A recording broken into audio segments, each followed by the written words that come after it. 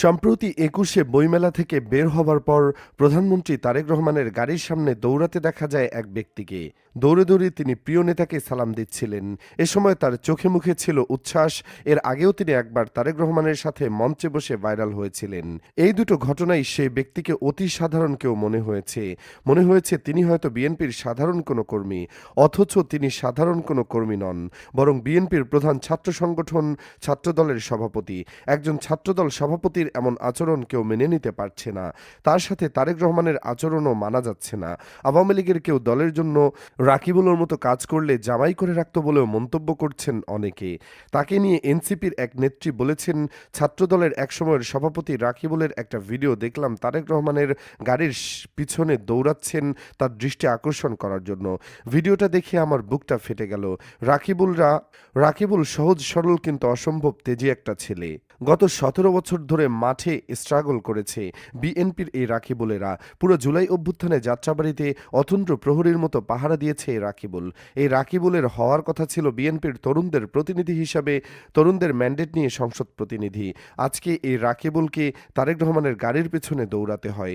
সেই নেত্রী বলেন, বিপরীতে শুধুমাত্র পৈতৃক পরিচয়ে বাংলাদেশের মানুষের জন্য কোনোদিন একটা শব্দ উচ্চারণ না করেও তারেক রহমানের প্রতিটি রাজনৈতিক অনুষ্ঠানে জায়মা রহমান স্থায়ী জায়গা দখল করে রাখেন তারেক রহমানের ডান পাশে। তিনি আরও বলেন, সাধারণ ঘরের তরুণেরা তোমরা বুঝে নাও কেন তোমাদের নিজেদের একটা দল লাগবে। পারিবারিক লেগেসিওয়ালা দলে তোমার রক্ত রাস্তায় ঝরবে, কিন্তু তোমাকে শুধু গাড়ির পিছনে দৌড়ানো লাগবে। ওই সকল দলের সংখ্যা বাড়ানোর বাইরে তুমি তরুণের কোনো কাজ নেই, তোমার কোনো রাজনৈতিক এজেন্সি নেই। এর আগে ত্রয়োদশ জাতীয় সংসদ নির্বাচন উপলক্ষে ময়মনসিংহে সমাবেশ করে বিএনপি। এদিন মঞ্চে তারেক রহমানের পায়ের কাছে ছাত্রদল সভাপতি রকিবুল ইসলাম রাকিবের বসা নিয়ে ফেসবুকে ব্যাপক ট্রল হয়। এ নিয়ে শিবির সভাপতি জাহিদ বলেন, ছাত্রদল সভাপতিকে যথার্থ সম্মান দেওয়া উচিত।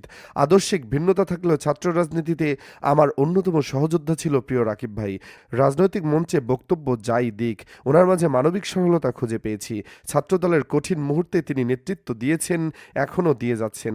ওনার প্রতি সম্মান দেখানোর মতো কমন সেন্স তারেক রহমানের চারপাশের মানুষগুলোর থাকা উচিত। আশা করি সামনের দিনে তারা রাকিব ভাইকে সম্মানজনক স্থানে বসার ব্যবস্থা করে দেবেন। রাকিবুলকে নিয়ে এর আগে অবশ্য বিতর্ক হয়েছে। শেখ হাসিনা পলায়নের পরপর একটি টিভি টক শোতে উপস্থাপিকা দীপ্তি চৌধুরী রাকিবকে তার বর্তমান ছাত্রত্ব আছে কিনা এ বিষয়ে প্রশ্ন করেন। জবাবে রাকিব স্বীকার করেন যে তার আর ছাত্রত্ব নেই। এরপর তিনি উপস্থাপিকাকে উদ্দেশ্য করে মন্তব্য করেন যে এই ধরনের প্রশ্ন ফ্যাসিবাদী হাসিনা সরকারের আমলে করা হলে তা হয়তো আরও ফলপ্রসূ হতো। উপস্থাপিকা দীপ্তি চৌধুরী তাৎক্ষণিকভাবে এই মন্তব্যের প্রতিবাদ জানিয়ে স্পষ্ট করে দেন যে তার প্রশ্ন এবং কোনো রাজনৈতিক সরকারের মধ্যে কোনো সম্পর্ক নেই। এই পর্যায়ে থেকে তাদের মধ্যে তীব্র বাদানুবাদ শুরু হয়। জানা যায় ১৯৮৮ সালে ময়মনসিংহের মুক্তাগাছা উপজেলার কাশিমপুর ইউনিয়নের কাশিমপুর গ্রামে তিনি জন্মগ্রহণ করেন। তার বাবা কারি সাইরুদ্দিন এবং মা মোসাম্মদ ফিরোজা বেগম। ৬ ভাই ও ৪ বোনের মধ্যে তিনি চতুর্থ সন্তান। যদিও তার পৈতৃক নিবাস কাশিমপুর, তার বাবা মা এবং বড় ভাই বর্তমানে ময়মনসিংহ শহরের পণ্ডিতপাড়ায় বসবাস করেন। রাকিব কাশিমপুর সরকারি প্রাথমিক বিদ্যালয় থেকে তার প্রাথমিক শিক্ষা সম্পন্ন করেন।